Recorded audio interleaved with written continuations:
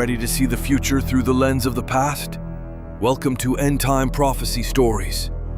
Here we dive deep into ancient mysteries and uncover what lies ahead in a world filled with uncertainty. But we can't do it without you. If you want to stay prepared and never miss a revelation, make sure to hit that subscribe button and ring the notification bell. And if you find value in these stories, give this video a like. It helps us reach more truth seekers just like you. Now let's open the seal on today's story. Edge of the Sky, Chapter 1, The Drunken Earth, 2030. The year was 2030, and the world was heaving, sick with a fever it could not sweat out. Elias Thorne stood on the rooftop of a crumbling tenement in Sector 4 of what used to be Chicago. The wind whipped his coat, carrying the scent of burning rubber and unwashed bodies. Above him, the sky was a bruised purple, the sun dipping low. To the vast majority of the 8 billion souls groaning under the weight of existence, the sun was a massive ball of gas 93 million miles away, sitting behind the curvature of a spinning ball. But Elias knew better. He watched the sun, a local, precise luminary, move away in perspective, circling over the stationary plane of the Earth. He felt the ground beneath his feet, immovable, fixed, just as the Psalms promised. "They're riding on the Mag Mile again," a voice rasped behind him. It was Sarah. Her face was smudged with soot, her eyes burning with a terrifying clarity. She held a battered Bible against her chest like a shield. "The bread lines ran out. The heat is rising. They say it's climate change. They say we need to reduce our carbon footprint." Elias turned, his expression grim. "They say a lot of things. It's not the climate, Sarah. It's the weight of sin. The earth is reeling like a drunkard, just as Isaiah said." The world of 2030 was a nightmare of the materialists' making.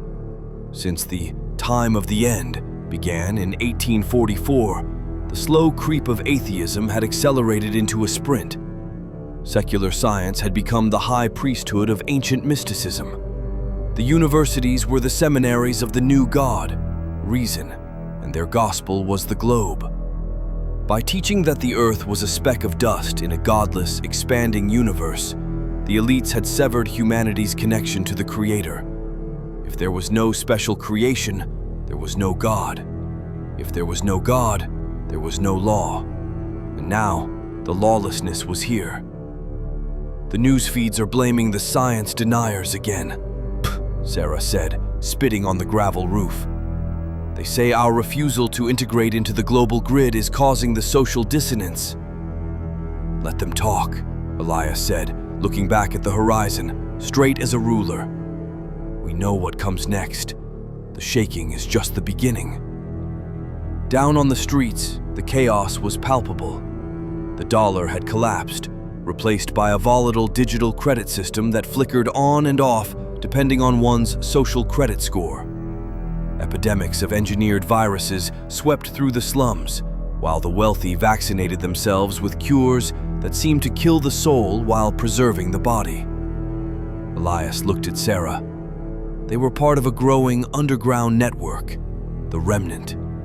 They had woken up from the spinning delusion.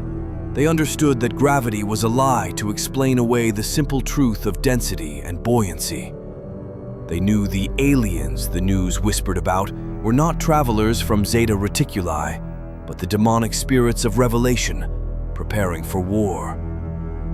"We need to move the meeting," Elias whispered. "The drones are getting lower." Chapter 2, The Synagogue of Satan. Deep beneath the Swiss Alps, in a bunker that smelled of ozone and expensive cologne, the air was perfectly filtered. This was the nerve center of the Alset Corporation. Julian Alset stood before a wall of monitors. He was a man of indeterminate age, his skin smooth, his eyes devoid of empathy. He was the face of the future, the false prophet of the technological age. Beside him sat Cardinal Lucius, a high-ranking Jesuit wearing a sharp black suit, his clerical collar the only nod to his office. Chaos is proceeding according to the dialectic, Lucius said, his voice smooth as oil. Thesis: a chaotic, starving population. Antithesis: their demand for order. And the synthesis? Julian asked, turning to the massive server rack humming in the center of the room. This was Agent 5, the most advanced artificial general intelligence ever created. Synthesis, the AGI's voice resonated, synthetic yet terrifyingly human, is reduction. The current biomass is unsustainable for the next phase. To build the new order, the old foundation must be raised. The Georgia Guidestones protocol is active. Target population, 500 million. Lucius nodded, sipping a glass of water. We cannot simply slaughter them yet. The human herd has a survival instinct.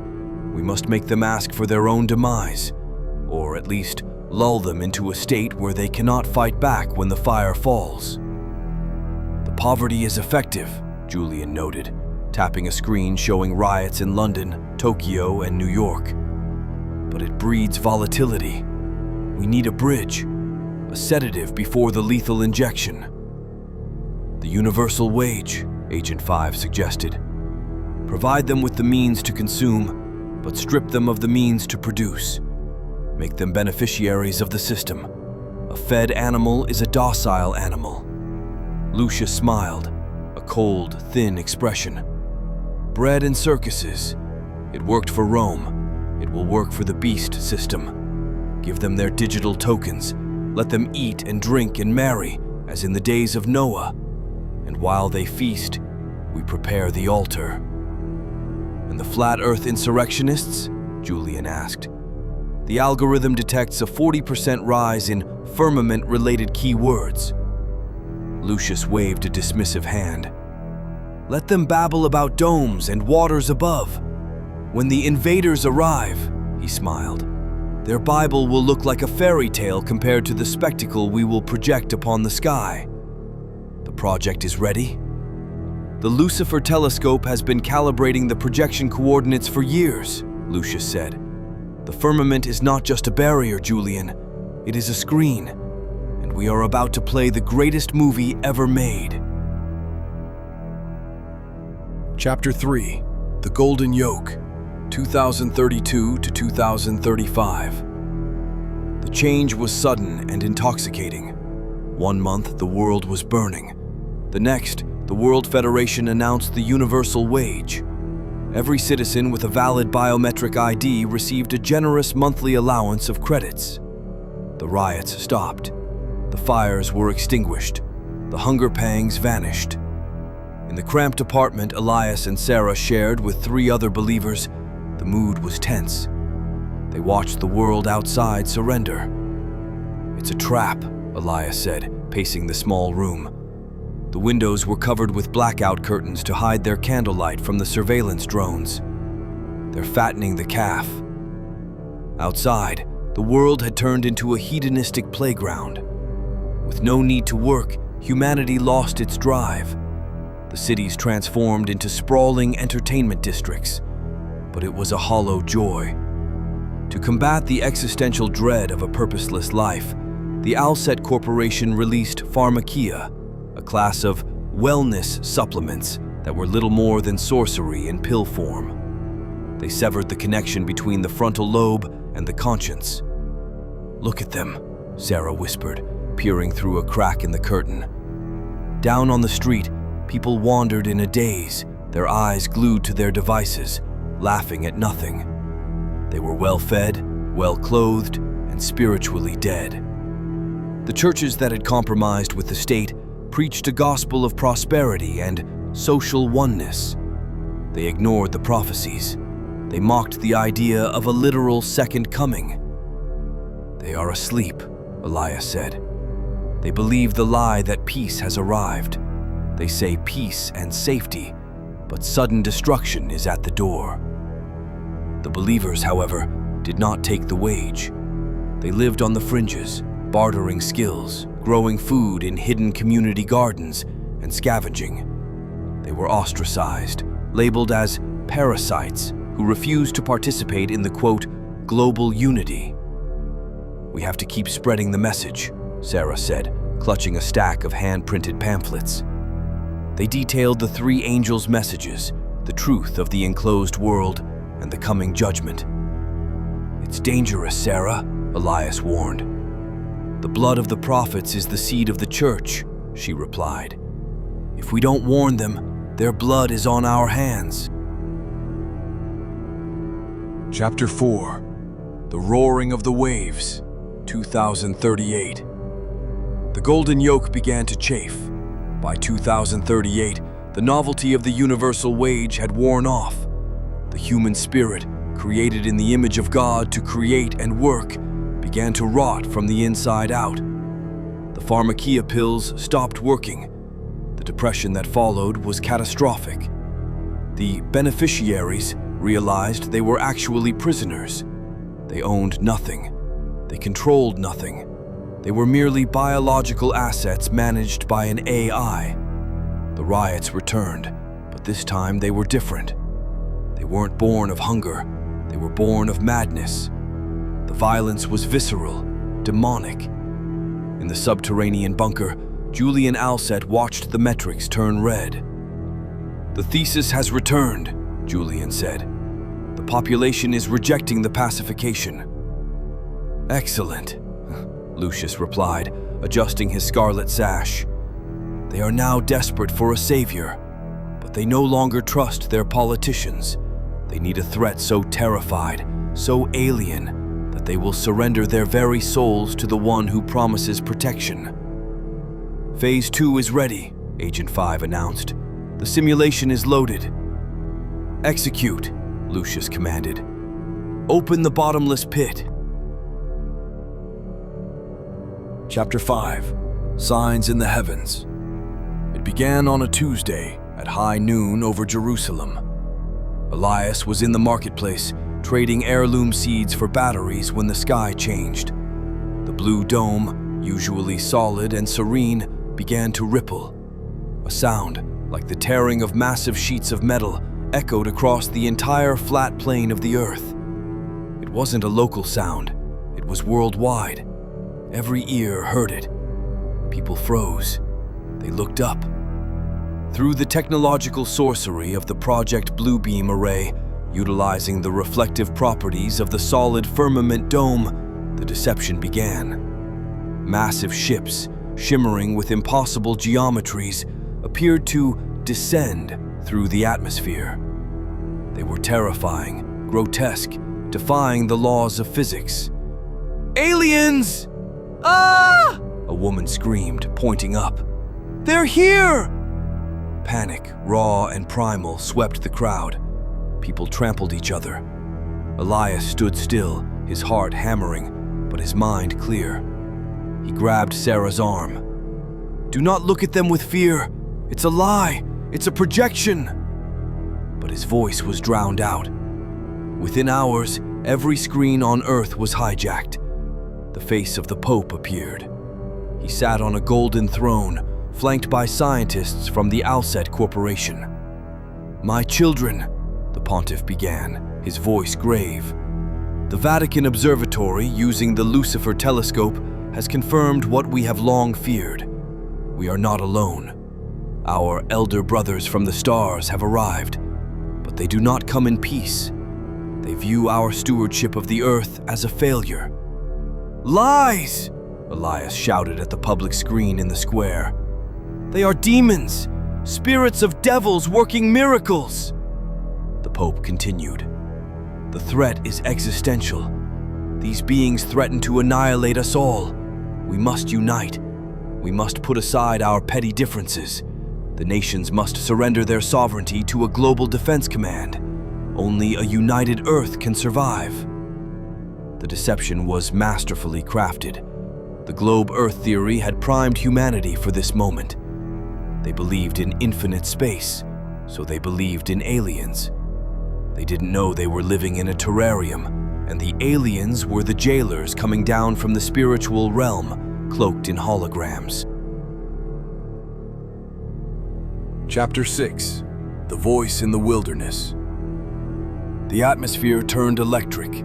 The aliens hovered over major cities, menacing, silent. The Alset Corporation claimed they were calculating a strike.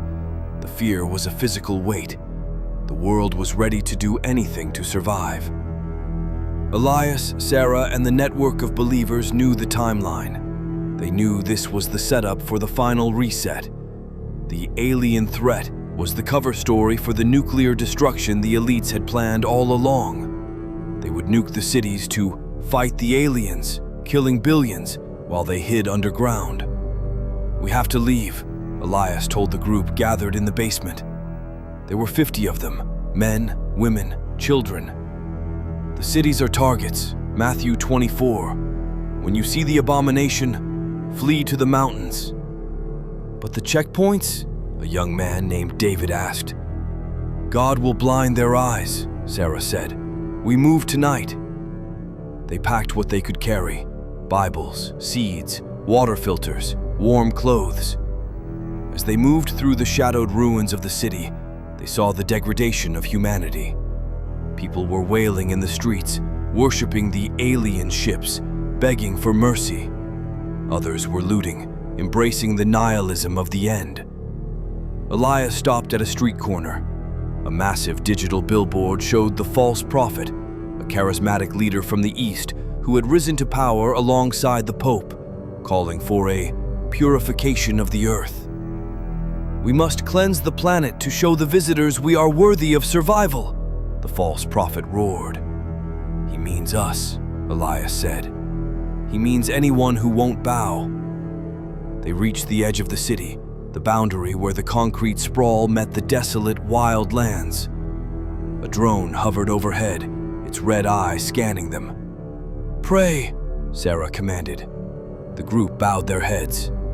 "Lord, you are the God of the firmament, the God of Abraham, Isaac, and Jacob. Blind the eyes of the enemy.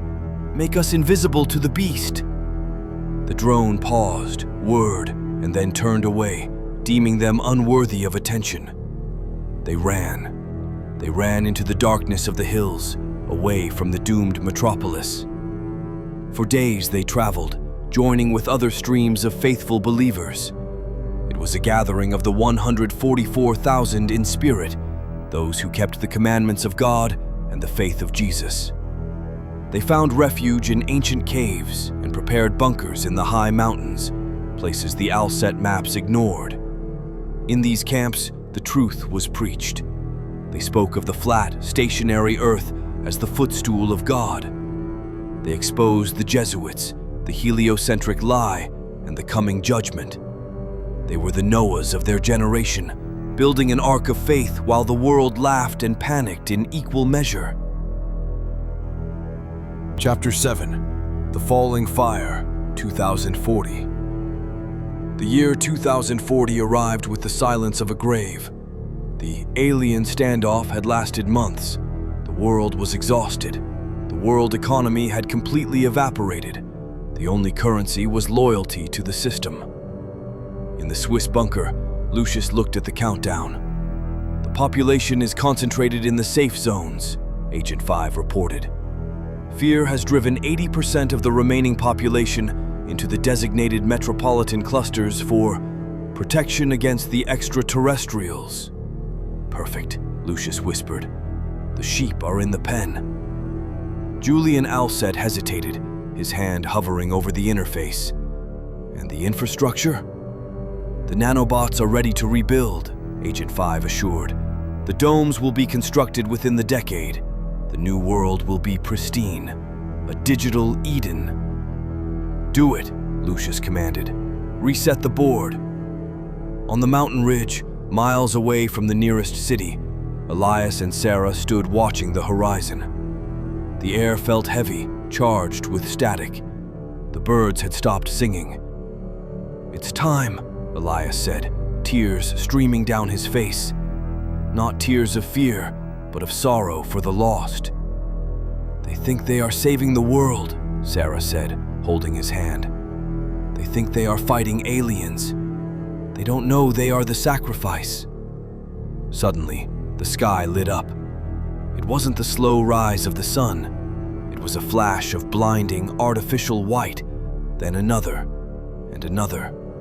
Across the flat plane of the Earth, pillars of fire rose toward the firmament. The nuclear solution to the fake alien invasion had begun. The elites, safely tucked in their DUMBs, deep underground military bases, unleashed hell upon the surface. The ground shook violently. The sound hit them seconds later, a roar that rattled their very bones. Mushroom clouds, like dark flowers of death, bloomed over the cities. New York, London, Moscow, Beijing, gone in a blink. In the cave behind them, the believers were singing. They weren't screaming. They were singing, "A mighty fortress is our God." Elias watched the shock wave ripple through the sky, dusting the clouds with ash. He knew what was coming next. The silence, the long winter. Then, the re-emergence of the beast, rising from the ashes to rule the 10 kingdoms of the earth. The 42 months of absolute tyranny, the enforcement of the mark. But that was tomorrow's battle. Today, the old world had ended. The deception of the globe, the lie of the aliens, the vanity of atheism, it was all being consumed by fire. "The Lord is our refuge and strength," Sarah whispered, the wind of the explosion whipping her hair. "A very present help in trouble," Elias finished. "Therefore will not we fear, though the earth be removed." They turned their backs on the burning world and walked into the darkness of the cave, where the light of a single oil lamp burned, a symbol of the truth that no darkness could ever extinguish. The reset had happened. The end times were about to begin, but the remnant was ready. End of Part 1. The New World, Chapter 1. The dust of the old world had settled, burying the charred remains of the nuclear reset under 6 feet of gray ash. But above the ash, piercing the eternal twilight of the nuclear winter, rose the domes. 10 of them. 10 glowing, hermetically sealed kingdoms of glass and light, humming with the low frequency of the Alset grid. Inside Dome 4, formerly the North American sector, Cale blinked his eyes, instantly dismissing the holographic notification that floated in his peripheral vision. Daily caloric intake met. Suggestion: visit the Rejuvenation Center. Cale was 22, a child of the reset. He barely remembered the sun as a physical object. To him, the sky was a lattice of hexagonal LED panels that simulated a perfect eternal spring. There was no poverty here. There was no disease. The nanites coursing through his bloodstream, monitored by the biochip embedded in his right hand, repaired cell damage instantly. "Praise the light bearer," a voice chimed. Cale turned. It was a street warden, a drone with a porcelain face hovering at eye level. "Praise him," Cale mumbled automatically. It was the greeting of the new age. The World Council, led by the Pontiff and the Director of Alset, had declared that the old God, the God of the Hebrew myths, was a tyrant who wanted humanity to suffer. Lucifer, they taught, was the liberator, the one who brought the Promethean fire of technology to save them from the nuclear fire of the past. Cale walked to the edge of the sector. Through the massive transparent barrier of the dome, he looked out at the outlands. It was a dead world of swirling gray fog and jagged rocks. The council said nothing could live out there. They said the radiation was instant death. But Cale had seen lights. Tiny, flickering pinpricks of orange fire in the high mountains, miles away. Not the cold blue LED of the city, but the warm, chaotic dance of organic fire. "You're staring at the abyss again, Cale," a soft voice said. He turned to see Mara, a technician at the biogrid. She looked tired, a rarity in a world where sleep was chemically optimized. "I saw them again, Mara. The fires. Glitches," she whispered, glancing at the surveillance cameras. "Reflections off the glass. Don't let the AGI hear you. You know what happens to those who show signs of cognitive dissonance. They get re-educated," Cale said. "Or they disappear." "Exactly," The utopia requires unity, total unity. Kale looked back at the glass. He felt a hollowness in his chest that the nanites couldn't fix. The world was perfect, clean, and immortal, but it felt like a tomb. Miles away, wrapped in furs scavenged from the old world, Elias Thorne watched Dome 4 through a pair of antique binoculars. The city glowed like a festering sore on the dark landscape. "The beast has settled into his lair," Elias murmured. Sarah, now older, her hair streaked with silver, stood beside him. The harsh years of the wilderness had thinned them, but their eyes burned with a terrifying intensity. They were no longer just refugees. They were soldiers in the final spiritual war. "The 42 months are almost up, Elias," Sarah said, her breath misting in the freezing air. "The Shepherd AGI is tightening the leash. We're seeing more patrols." "They know we're here," Elias said. "They just can't find the caves. The hand of God covers this mountain." Behind them, deep in the limestone caverns, a community of 300 believers lived. They were part of the 144,000, the symbolic number swelling as pockets of resistance connected across the flat, scarred earth. They survived on filtered water, meager crops grown under UV lamps, and faith. "We have to go back in," Sarah said. Elias lowered the binoculars. "It's suicide, Sarah. The biometric scans are everywhere." "We have the gaps," she insisted. "The reset intervals. Every Sunday when they cycle the grid for the holy moment of silence, the scanners dip for 60 seconds. We can get the tracts in. We can get the data shards in."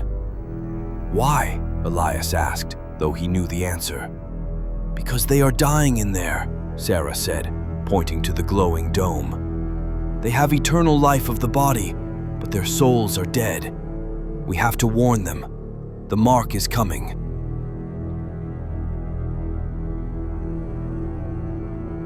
Chapter 2. The Ghost Frequencies. The plan was madness, but faith often looks like madness to the perishing.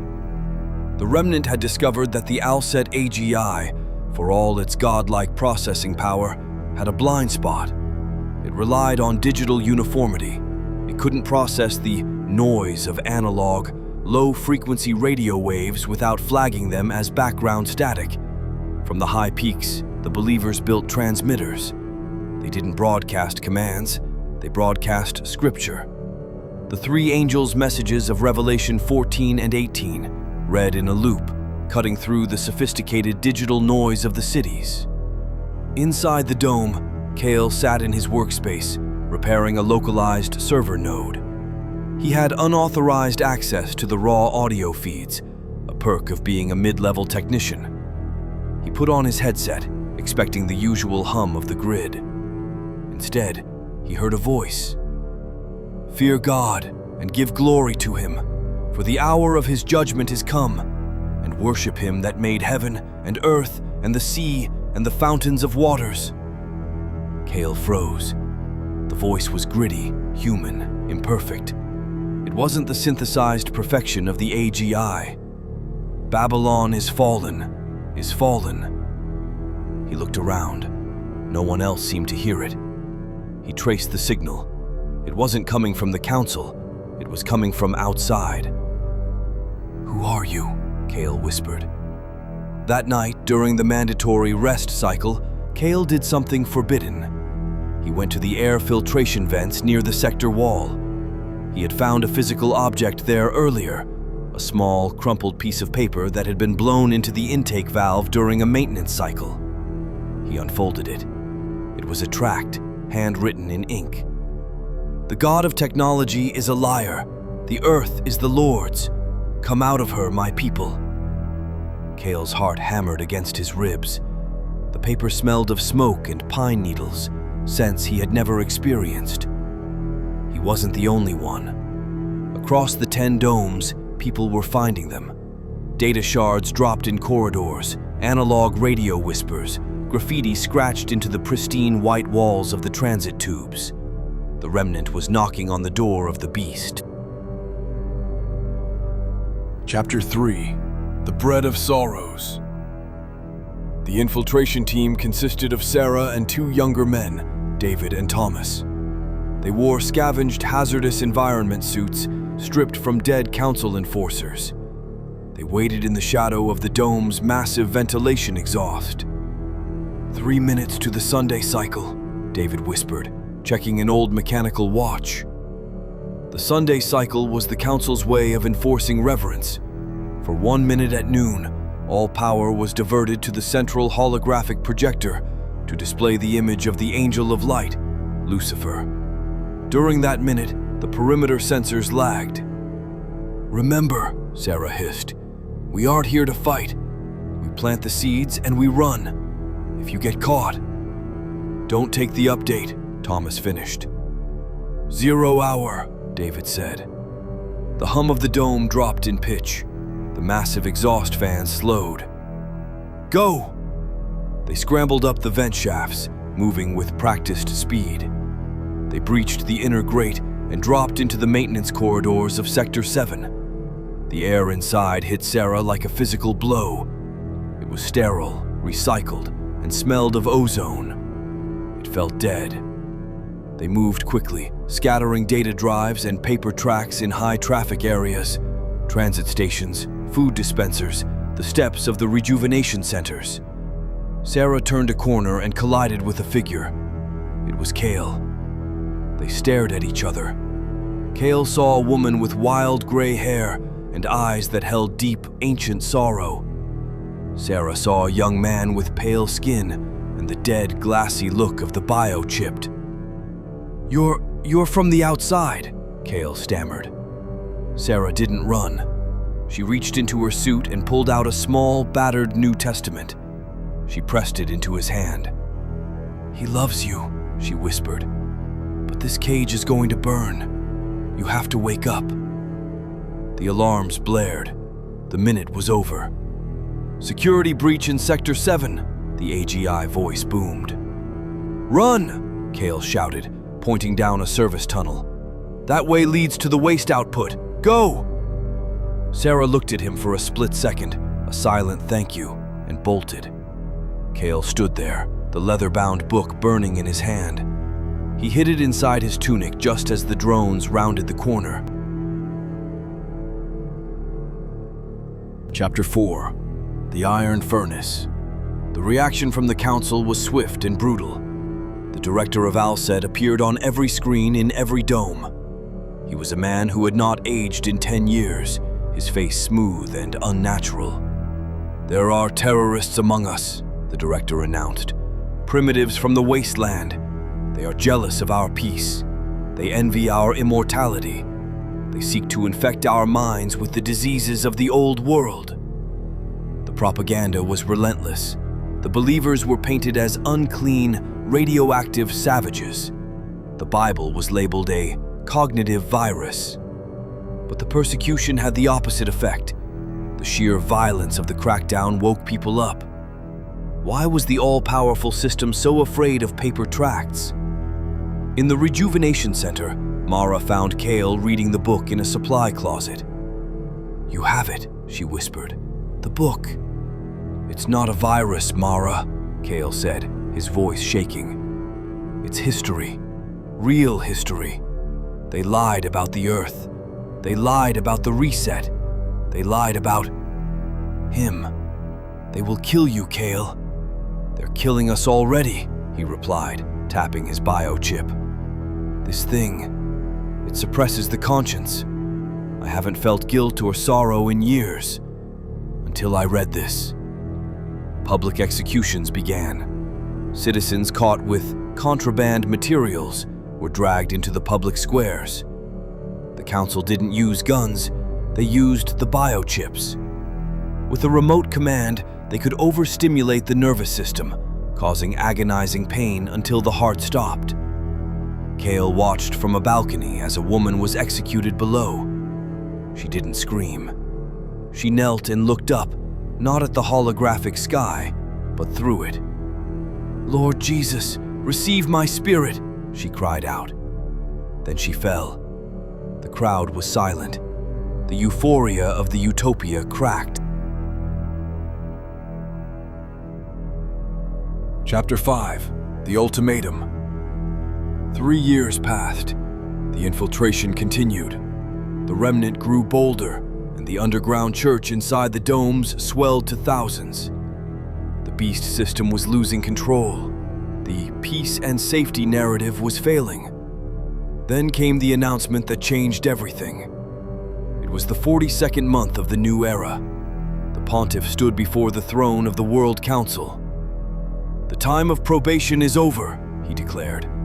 "We cannot build the next stage of evolution with cancer in our midst. Total allegiance is required." The decree flashed on every retina, overlaying reality. Mandatory system upgrade. Luciferian Covenant v7.0. Deadline, 30 days. The details were horrific in their simplicity. Every citizen was required to report to a rejuvenation center. They would undergo a biological rewrite, a permanent fusing of the biochip with the frontal lobe. To activate it, they had to verbally and digitally pledge worship to Lucifer as the god of the world. This was it, the mark of the beast. It wasn't just a chip for buying bread anymore. It was a spiritual wedding ring to Satan. "Those who refuse," the AGI announced, "will be disconnected from the grid. The nanites sustaining your health will be deactivated. You will be expelled to the outlands or processed for biomass." Kale and Mara stared at the screen. "We have 30 days, Kale said. 30 days to get out." Outside the dome, Elias received the news via a stolen frequency. He gathered the 144,000. "This is the loud cry," Elias roared, his voice echoing off the canyon walls. "The door is closing. We must call them out. We hold nothing back now." The believers moved from the mountains to the very edges of the domes. They set up massive speakers. They lit huge signal fires. They chanted the warnings day and night. "If any man worship the beast and his image, and receive his mark in his forehead or in his hand, the same shall drink of the wine of the wrath of God." Chapter 6. The Sifting. The 30 days were a nightmare of chaos. Inside the domes, society fractured. The faithful tried to flee, jamming the waste tunnels and ventilation shafts. But there was a catch: the taint.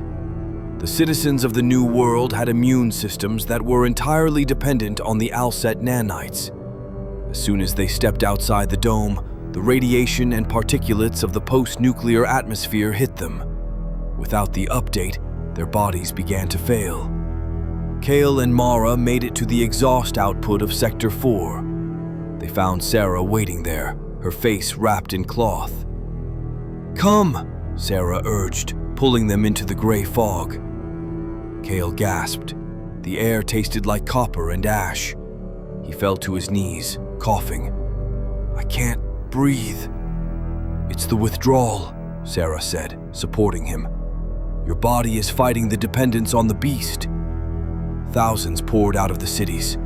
It was an exodus of the sick and the dying. The Remnant met them with natural remedies, prayer, and non-GMO food stored for this very moment. The wilderness became a vast field hospital. People were dying by the hundreds as their tech-dependent bodies shut down, but before they died, they were baptized in the freezing mountain streams. They died free. Many were revived and lived to be among the 144,000. But many inside the domes saw the sickness of those who left and turned back. They chose the comfort of the cage.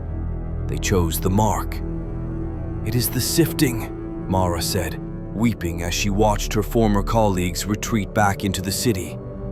"The wheat and the tares." The 144,000 worked without sleep.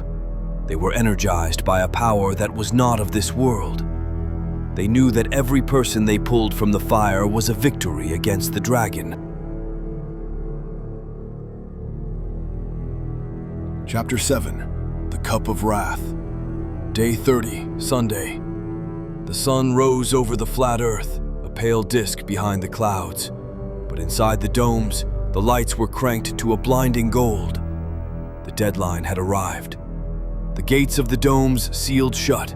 The ventilation shafts were locked down. There was no way in or out. "It is finished," Elias said, standing on the ridge. He lowered his head. Inside the domes, the celebration of ascension began. The music was deafening. In the squares, people lined up by the millions. They walked through the arches, scanned their hands, and spoke the words.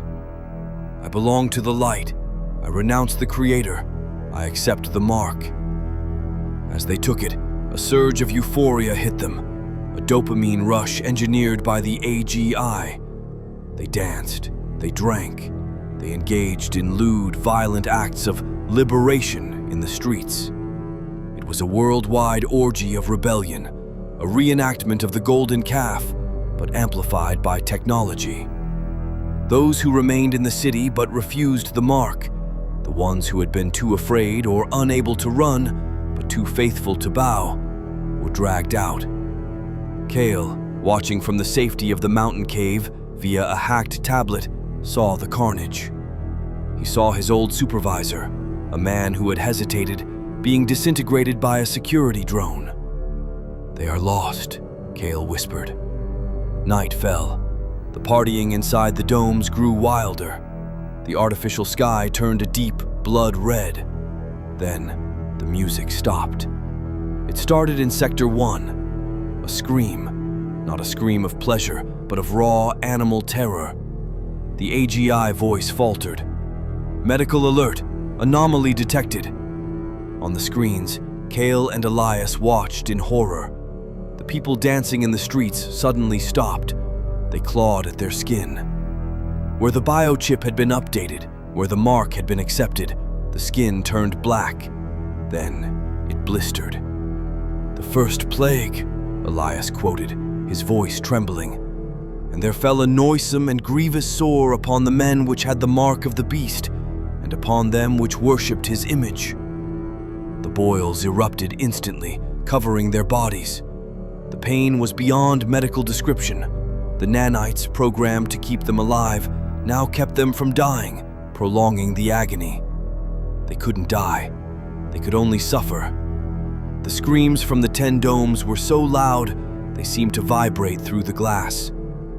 In the mountain caves, the 144,000 fell to their knees. There was no celebration in their hearts, only a heavy, solemn gratitude. They were sealed. The seal of God was in their foreheads, not a chip, but a character. A settlement into the truth so that they could not be moved. Elias looked at Kale, whose breathing had finally stabilized. The young man was pale, scarred by the harsh world, but his eyes were clear. The artificial glassy look was gone. "Is it over?" Kale asked. Elias looked up at the firmament. The stars were moving in their circuits, indifferent to the chaos below. "No," Elias said softly. "The wrath has just begun. The rivers will turn to blood. The sun will scorch men with fire, and the dragon knows he has but a short time." He put a hand on Kale's shoulder. "But we are safe, brother. We are his. Now, we endure patiently until the sky rolls back like a scroll." The remnant gathered in the darkness, the glow of the suffering cities casting long shadows against the rocks. They began to pray, a low hum of faith that rose above the screams of the dying world, waiting for the final act in the drama, Satan to return as Christ. Ending of Part 2. The seventh trumpet, the final seal. Chapter 1, the gate and the lamb. Flashback, the 11th hour. The air inside the holding cell was stale, smelling of ozone and recycled fear. 5 of them sat in the semi-darkness, the hum of the smart city vibrating through the metal floor plates. They were a ragtag collection of the resistance, brought together not by blood, but by the spirit. Ravi sat in the corner, his knees pulled to his chest.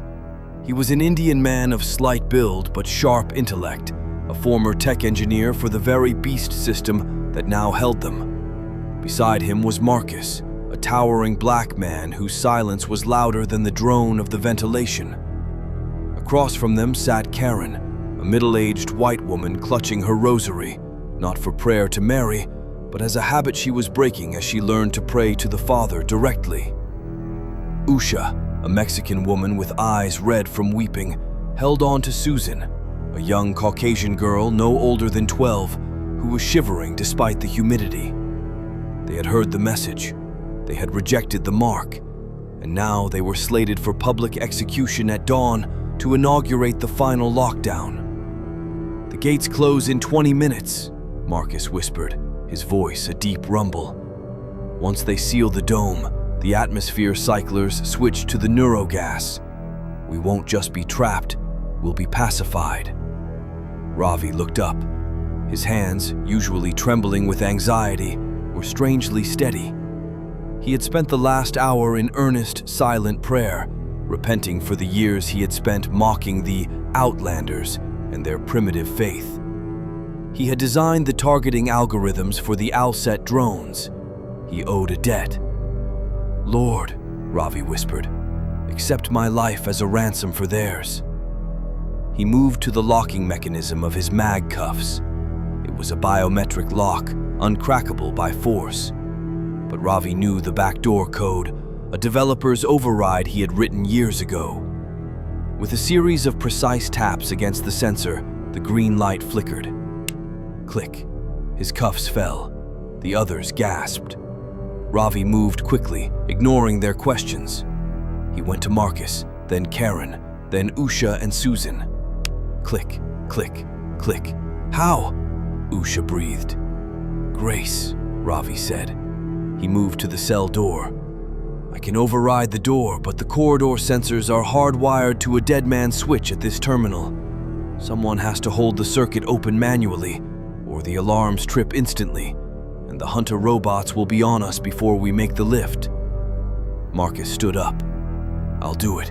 You know the way out, Ravi." "No," Ravi said, his voice firm. He looked Marcus in the eye. "You are the protector. You get them to the mountains. I have much to answer for. I spent my life building this cage. It is fitting that I stay to open it." "Ravi," Karen started. "Go!" Ravi shouted, slamming his hand onto the terminal. The door hissed open. "The gates are closing! Run!" Marcus hesitated, looking at the small Indian man who stood like a giant in the face of death. He nodded once, a warrior's salute. He scooped up Susan, who had a twisted ankle from their capture, and ran. Ravi watched them disappear down the sleek, white corridor. He turned back to the screen, watching the percentage of the gate closure. 85%, 90%. He closed his eyes. "Into your hands, Father." The run was a blur of burning lungs and terror. Marcus carried Susan as if she were a feather, flanked by Karen and Usha. They could hear the mechanical chittering of Alset hunter robots in the vents above. "Faster!" Marcus yelled.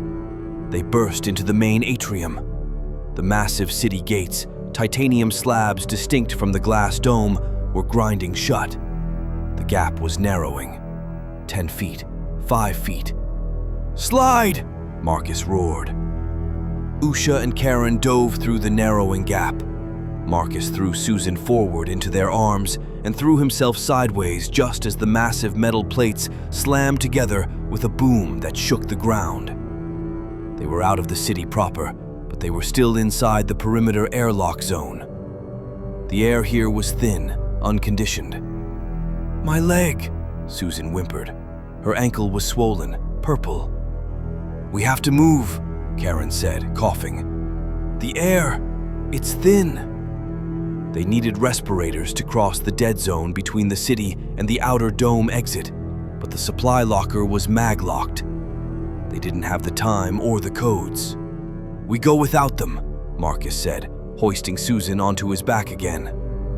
"We'll suffocate," Usha cried, panic rising. "Faith," Marcus said, his eyes burning with intensity. We walk by faith, not by sight. Breathe in the Spirit, not the air. We have the seal of God." They ran. Their lungs burned. Black spots danced in their vision. The Alset drones, sleek black machines with red optical sensors, detached from the city walls and gave chase. They reached the edge of the dome, the final service hatch. Marcus kicked it open, and they stumbled out into the night. They expected to choke. They expected the harsh, poisoned air the government claimed existed outside the domes. Marcus gasped, bracing for death. Instead, he filled his lungs with cool, sweet air. It smelled of pine and rain. "It's a lie!" Usha wept, falling to her knees. "It's all a lie! We can breathe!" "Move!" Karen screamed.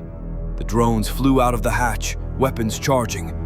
But as they crossed the threshold of the city's perimeter, about 100 meters out, their lights flickered. The sophisticated AI, reliant on the 6G mesh network of the Beast system, lost its signal. The drones sputtered and crashed into the dirt, lifeless metal. In the distance, under the moonlight, stood a group of people. A tall man with a staff and a woman with a notebook. Elias and Sarah. Marcus limped forward, Susan clinging to his neck. He fell at Elias's feet. "Welcome home," Elias said, pulling Marcus up. "The Ark is sealed." Chapter 2. The Censer and the Glass Rain. Day 1 of the Tribulation. The reunion was brief. The 4 new arrivals, Marcus, Karen, Usha, and Susan, were tended to by the 144,000. Their injuries were bound with herbs from the wilderness. Their spirits were fed with the Word. They were safe, sealed by the invisible mark of God on their foreheads, contrasting the glowing digital barcode that marred the right hands or foreheads of those inside the cities. That night, the sky changed. Elias stood on a ridge overlooking the distant, glowing dome of City 4. Sarah stood beside him, her pen hovering over her journal. "It begins," Elias whispered. The first trumpet sounded in the spirit realm, echoing in the physical.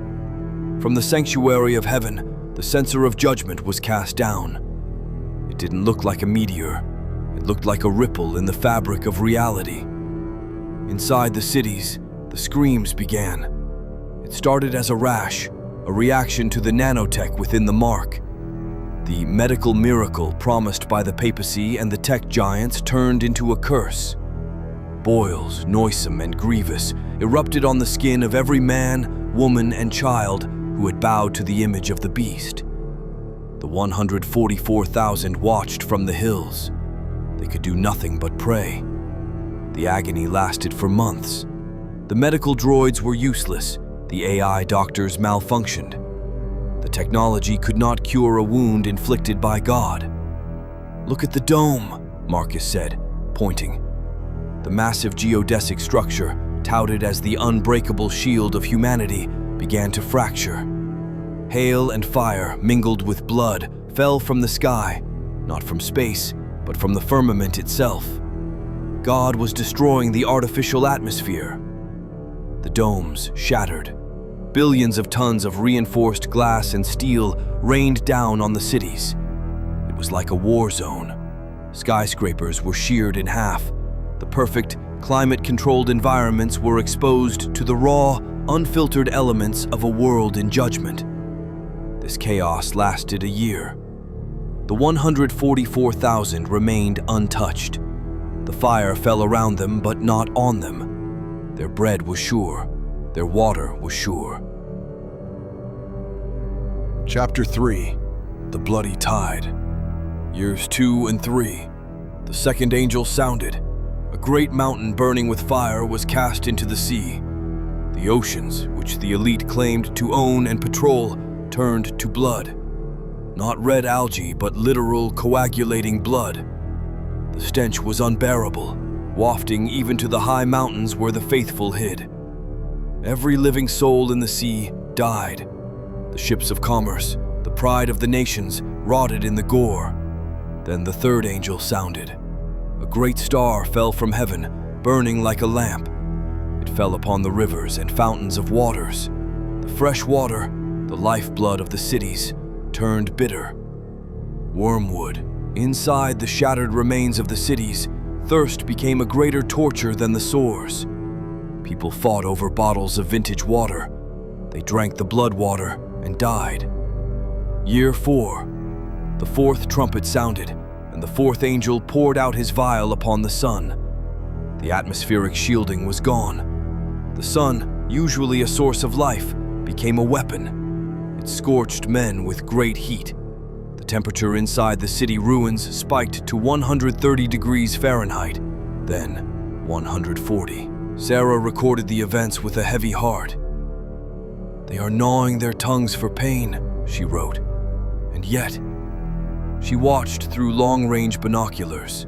The massive screens in the city squares, miraculously still functioning on emergency power, showed the Pope, the false prophet, standing in a cool underground bunker. He was blaming the fundamentalists, the haters of unity, and the refusers of the mark for the climate catastrophe. "Repent!" Elias cried out to the wind, though they could not hear him. But they blasphemed the name of God, who had power over these plagues. They did not repent to give him glory. They cursed the heat, they cursed the lack of water, but they clung to their sin. Chapter 4. Darkness and the Abyss. Year 5. The fifth trumpet sounded, and the fifth angel poured out his vial upon the seat of the beast, the Vatican and the capital cities of the 10 kingdoms. A supernatural darkness fell. It was a darkness that could be felt, thick and suffocating like black wool. It was noon, but it was darker than midnight. The solar panels failed, the fusion reactors destabilized, and then the shaft of the bottomless pit was opened. Marcus and Usha stood guard at the perimeter of the camp. "Do you hear that?" Usha whispered. A sound like the whirring of a billion wings. From the cracks in the earth they emerged, not locusts of nature but demonic entities, shaped for war. They had hair like women, teeth like lions, and breastplates of iron. They bypassed the camp of the saints. They had orders. Hurt only those men which have not the seal of God in their foreheads. For 5 months the screams from the cities were unlike anything human history had recorded. Men sought death, and death fled from them. Suicide became impossible. The demons would not let them die. They wanted them to suffer. The people in the cities cursed the beast now. They cursed the Pope. But their hearts were so hardened, they could not turn to the Creator. Chapter 5. The Gathering Storm. Year 6. The sixth trumpet sounded, and the sixth angel poured out his vial upon the great river Euphrates, and the water thereof was dried up. "The way of the kings of the east is prepared," Elias said, reading from the scroll of Revelation. 3 unclean spirits like frogs came out of the mouth of the dragon, the beast, and the false prophet. Then, the ultimate deception occurred. The holographic projectors in the sky, combined with actual demonic manifestation, lit up the world. A figure appeared. He looked exactly like the paintings in the cathedrals, long blonde hair, blue eyes, white robe. He floated above the Vatican. "I am Jesus," the figure announced, his voice thundering over the face of the earth. "I have come to bring peace, but the rebels in the wilderness preventing the healing of the earth. They must be purged." It was Satan himself, transformed into an angel of light. The armies of the world, bruised, beaten, and covered in sores, found a new resolve. Energized by demonic possession, they mobilized. Tanks, hovercrafts, and millions of soldiers marched out of the broken cities. They surrounded the wilderness. They surrounded the mountains. In the camp, fear tried to take hold. Susan, now a teenager, looked at the horizon filled with the dust of the approaching army. "There are millions of them," she whispered. "And there are more with us than with them," Marcus said, though his hand gripped his staff tight. The faithful had been wearing the same clothes for years, Yet, looking at them, the fabric was as new as the day they fled. Their shoes were not worn. They had not sickened. The army closed in. It was the darkest night of the soul. The demons hovered in the air, mocking them. "Where is your God?" they hissed. "He has abandoned you." For a moment, just a moment, the silence of heaven was deafening. Had they misunderstood? Was this the end? Elias stood on the rock. "Stand still!" he shouted, his voice echoing with the power of Moses. "Stand still and see the salvation of the Lord." Chapter 6. The Sky Scroll and the Bronze King. The Seventh Trumpet. The enemy armies crested the ridge, weapons raised. Then, a sound. It was not a siren. It was not a bomb. It was a trumpet blast so loud it vibrated the marrow in their bones. It was the voice of God. "It is done." The earth shook. The cities of the nations fell. Every island fled away, and the mountains were not found. The 144,000 looked up. The black sky above the flat earth began to tear. The firmament, the solid crystalline dome that had hidden the throne of God for millennia, began to crack. It groaned with the sound of tearing metal and rushing water. The globular illusion shattered. The waters above the firmament pulled back like a scroll rolling together. A light, brighter than the sun, poured through the opening. The armies of the beast stopped. The Jesus in the sky shrieked and dissolved into smoke, revealing the dragon beneath, who then cowered in terror. And then he appeared. Not the pale impostor, the King of Kings. He sat on a white horse, followed by the armies of heaven.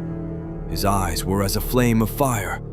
On his head were many crowns, and his skin, it was the color of polished bronze, glowing with the heat of a furnace. His hair was white like wool. He was terrifying. He was beautiful. "The Lord!" Marcus wept, raising his hands. "He is here!" The unrighteous in the armies dropped their weapons. They did not attack. They screamed. "Rocks, fall on us! Hide us from the face of him that sitteth on the throne!" The light of his purity was burning them worse than the sun. Then the graves exploded. From the dust of the earth, millions of bodies shot up. Those who had died in the faith, from Abel to the martyrs of the Middle Ages to those who died in the FEMA camps. They stood up, their bodies transforming from decay to glory in the twinkling of an eye. Then, the living. Marcus felt a tingle in his feet. He looked down. His worn sandals vanished. His body, scarred and tired, was suddenly flooded with light. He looked at Usha. She was glowing. Susan's leg was straight and strong. Density lost its hold. "We are going home!" Karen shouted. They lifted off the ground. The 144,000, joined by the multitude of the resurrected, ascended into the air. They rose past the crumbling cities, past the terrified armies of the Antichrist, past the shattered dome of the firmament. Jesus waited for them in the air, smiling. He led them through the parted waters of the firmament, just as Moses led the people through the Red Sea. They walked on the clouds as if they were solid ground. Behind them, the earth below was consumed by the glory of his presence. Chapter 7. The Judgment and the New Beginning, the Millennium. The saints stood on the sea of glass, mingled with fire, before the throne of God. They sang the song of Moses and the Lamb. Down on the earth, silence reigned. The wicked were slain by the brightness of his coming.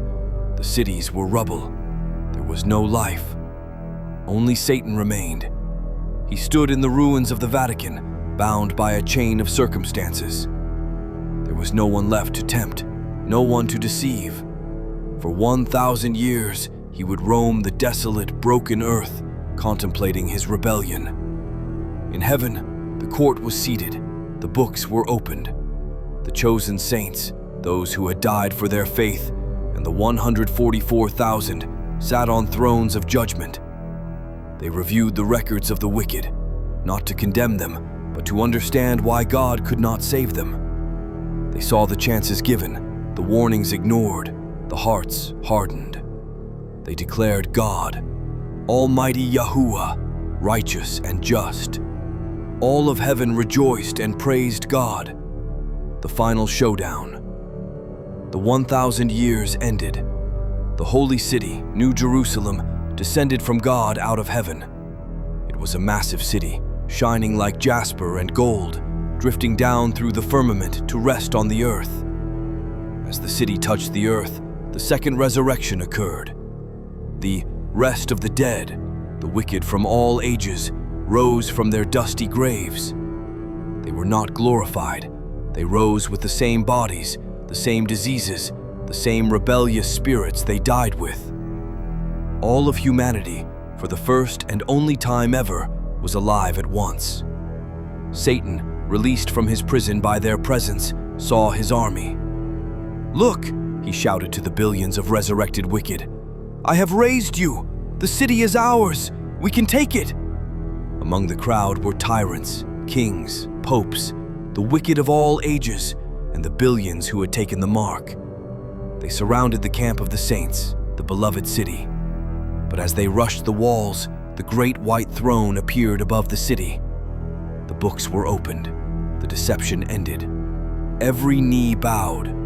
Hitler, Caesar, the false prophet, the arrogant scientists, the mockers, they all fell to their knees. They confessed that Jesus Christ, Yahushua HaMashiach, is Lord. They admitted their sentence was just. Then, fire came down from God out of heaven. The very atmosphere ignited. The earth dissolved in fervent heat. This was the lake of fire. It was not a place of eternal torture, but of eternal destruction. The wicked were consumed. They ceased to be. Satan, the root of sin, burned last, vanishing into smoke and ash. The earth was cleansed. The new earth. The fire ended. From the ashes, green shoots emerged. The Creator spoke. "Behold, I make all things new." The scarred, flat plain of the earth was recreated. The oceans that separated humanity were gone and were replaced by sparkling rivers and lakes. The desert bloomed like a rose. The firmament shone with a light that needed no sun, for the glory of God illuminated it. Marcus, Ravi, Karen, Usha, and Susan stood on a hill of emerald grass. They breathed in the air of eternity. "No more tears," Usha whispered, touching her face. "No more death." A lion walked past them, nuzzling a lamb. They looked toward the New Jerusalem, the gates of pearl standing open. Jesus, their king, their brother, waved to them from the garden. The long night of sin was over. The morning of eternity had just begun. "For as the new heavens and the new earth, which I will make, shall remain before me, saith the Lord, so shall your seed and your name remain. And it shall come to pass that from one new moon to another, and from one Sabbath to another, shall all flesh come to worship before me, saith the Lord." For more Bible-based end-time prophecy dramas to strengthen your faith and the faith of others, help spread the word by supporting the channel. Please like, subscribe, and share.